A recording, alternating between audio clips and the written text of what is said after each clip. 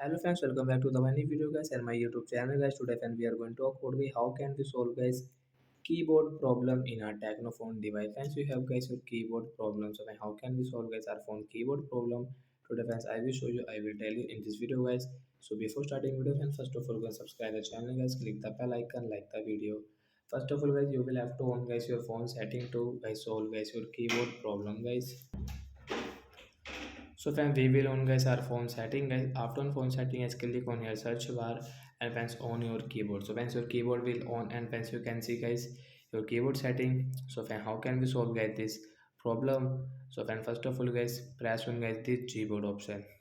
Click on app info and once you can see guys your storage and caches guys tap here. Once click on clear storage setting as OK option and once come back and once you can see guys this keyboard guy we will on again it and once you can see where is setting and once you can use guys your keyboard guy we have got this new keyboard so you can use guys your phone keyboard easily without any problem guys. So like that guys you can solve guys your phone keyboard problem. So that's it guys, thanks for watching the video guys.